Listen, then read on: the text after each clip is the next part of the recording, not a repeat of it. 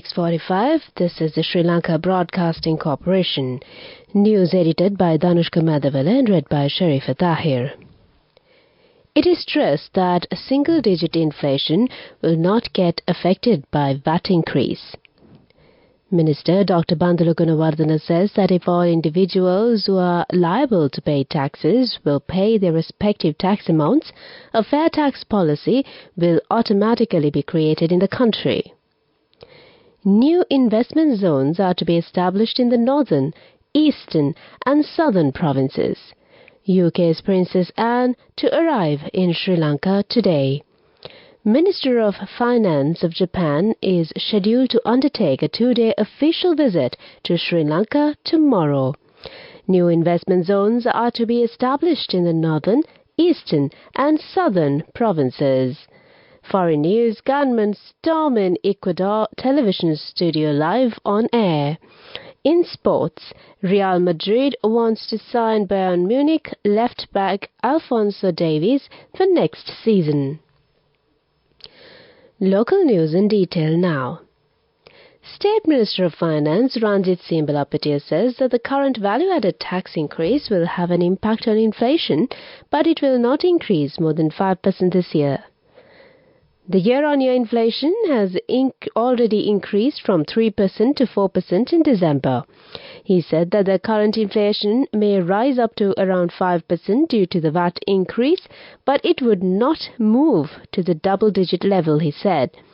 He recalled that the government did take prudent economic steps soon after the Aragalia to bring down the inflation from the world's fifth highest rate of 70% to around 3% within 1 year. The minister said that a new tax is being implemented to increase government revenue, which had fallen drastically. Our aim is to increase tax revenue from 12% to 15%, which will help us collect around 645 billion rupees, he said. Minister Dr. Bandula Gunawardena says that if all individuals who are liable to pay taxes pays their respective tax amounts, a fair tax policy will automatically be created in the country. There are a large number of people in the country who are liable to pay taxes, but many of them are not paying taxes. The minister was speaking at the cabinet press briefing held in Colombo yesterday. The minister added that it is the responsibility of the Department of Inland Revenue. Her Royal Highness Princess Anne, the Princess Royal of the United Kingdom, is scheduled to arrive in Sri Lanka today. She will be accompanied by her spouse, Vice Admiral Sir Timothy Lawrence, during her stay here until the 13th of January. UK High Commission in Colombo said in a statement that the visit comes as the two countries mark 75 years of diplomatic relations.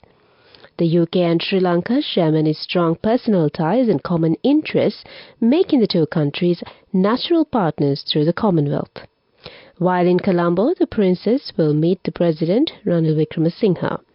Further, she has made plans to meet business and charities and visit Save the Children Sri Lanka program as well as Commonwealth War Grave under her new role as President of Commonwealth War Graves.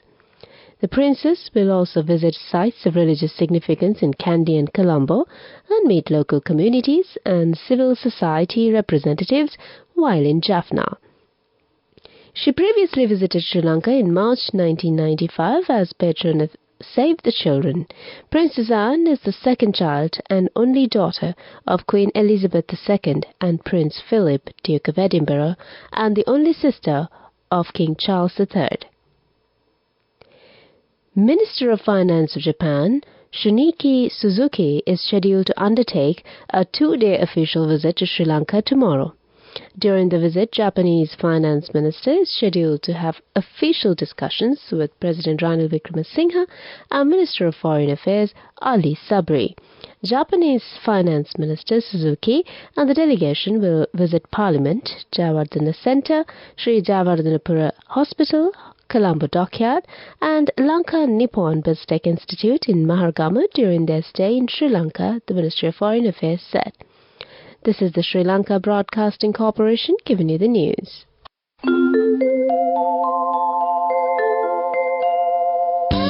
People's Bank Excelsior. Live the life you want.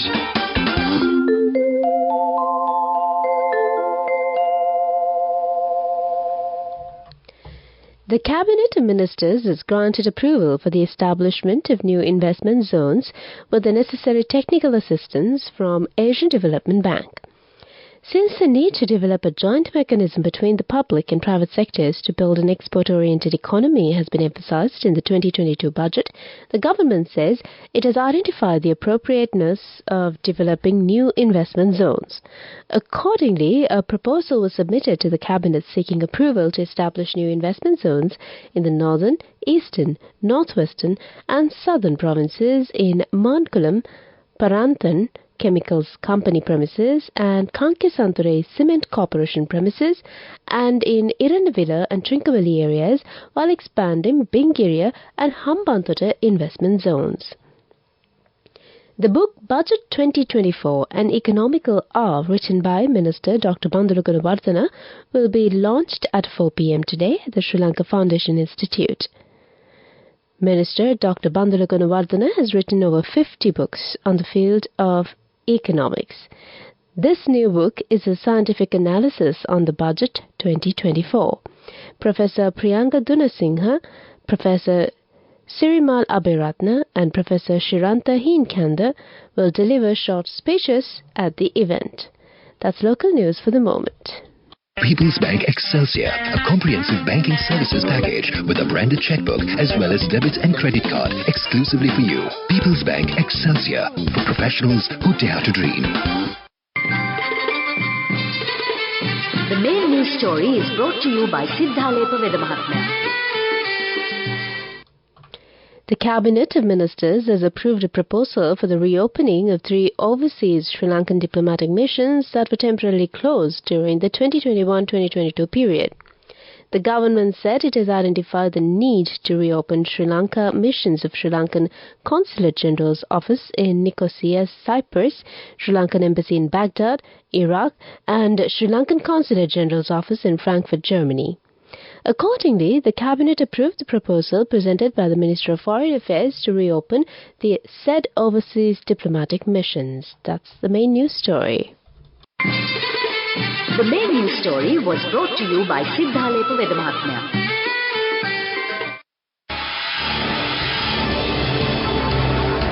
This is Watchlight.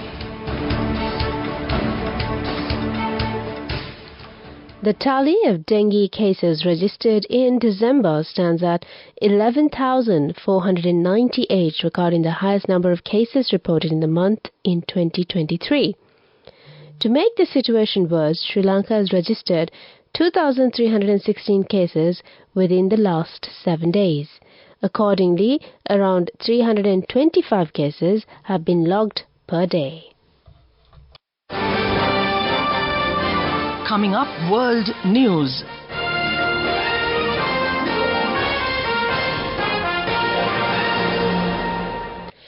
Gunmen storm in Ecuador television studio, live on air.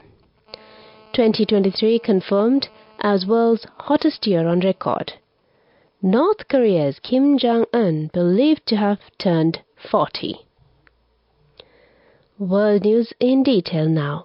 A group of armed men have broken into a live television studio in Ecuador and threatened staff, footage shows. A live broadcast by station TC in the city of Guayaquil was interrupted on Tuesday by the group, who were wearing hoods and carrying guns. Staff were forced onto the floor before the live feed cut out. A 60-day state of emergency began in Ecuador on Monday after a convicted gang leader vanished from his prison cell. The hooded men were seen leaving the TC studios, with police seen entering the set about 30 minutes after the gunman first appeared. National police units in Quito and Guayaquil have been deployed to the scene. The country's National Police Force said in an update on X, formerly Twitter, that staff has been evacuated from the studio. It later said several suspects have been arrested. The year 2023 has been confirmed as the warmest on record, driven by human-caused climate change and boosted by the natural El Niño weather event. Last year was about 1.48 Celsius warmer than the long-term average before humans started burning large amounts of fossil fuels, the EU's climate service says. Almost every day since July has seen a new global air temperature high for the time of the year, analysis shows. Sea surface temperatures have also smashed previous highs. The Met Office reported last week that the UK experienced its second warmest year on record in 2023. These global records are bringing the world closer to breaching key international climate targets. A professor of atmospheric science at Texas A&M University says the margin of some of these records, which you can see on the chart, is really astonishing considering their averages across the whole world. Finally, on world news, North Korea's Kim Jong-un has hit the big 40, or at least that is what people suspect. The leader of the secretive state has never actually revealed his birthday, leaving North Korea watchers to puzzle out when it actually takes place. If they are right, he hit the milestone age on Monday, the same day official pictures were released of him and his daughter visiting a chicken farm. The low-key day stands in stark contrast to those of his predecessors. In fact, the birthdays of his father Kim Jong-il and grandfather Kim Il-sung, large national celebrations during their time in power, are still marked by holidays to this day. That's world news. Development news. Cabinet approval has been granted for the renovation of optional roads, byways and rural roads under the 100,000 kilometre roads programme.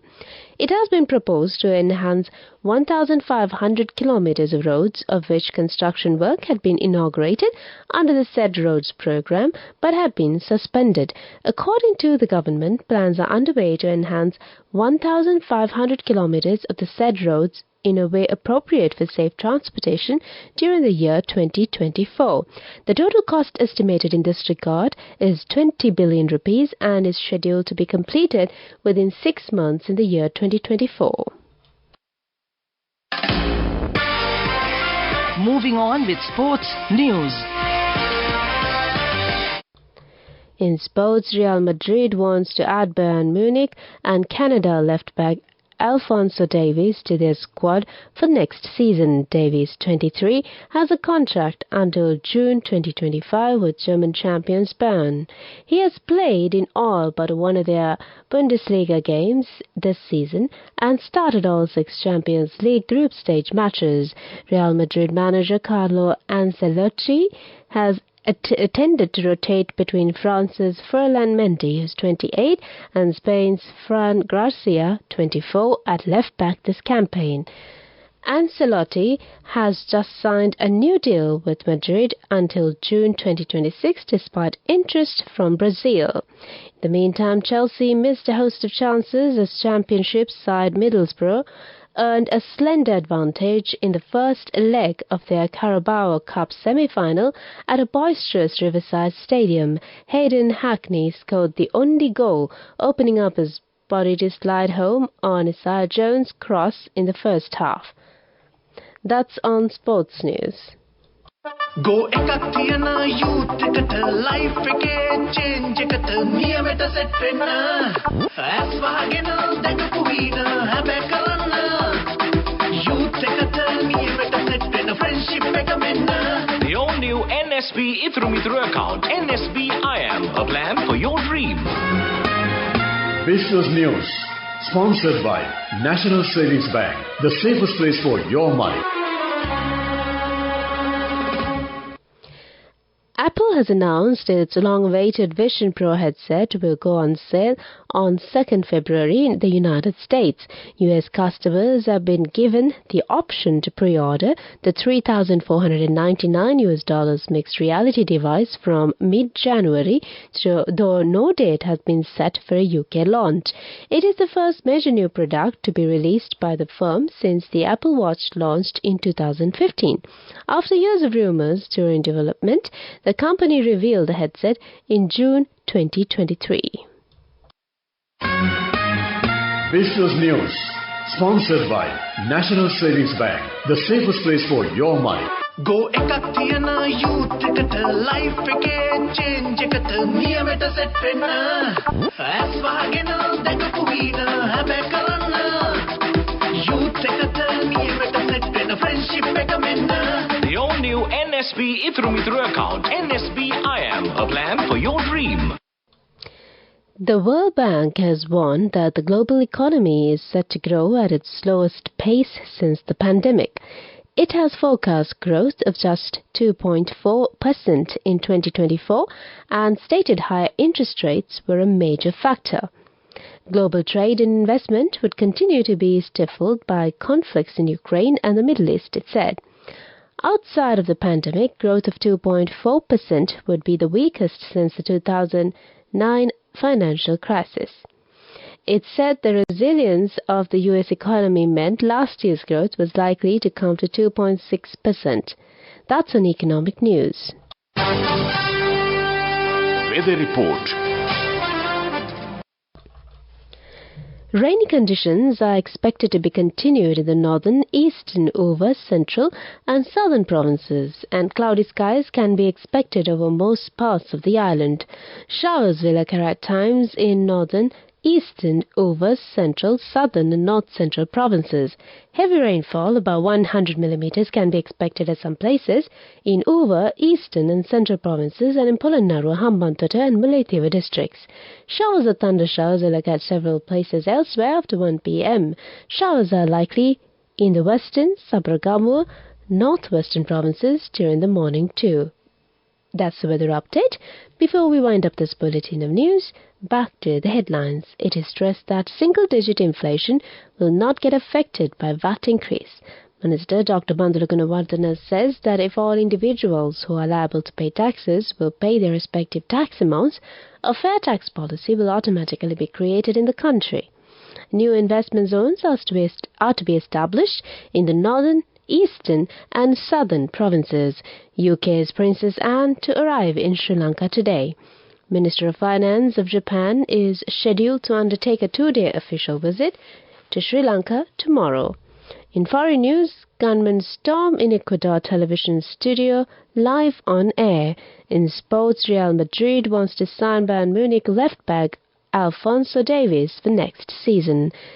With that, we conclude the morning bulletin of news, and it's back to Ramesh this morning to give you some good company.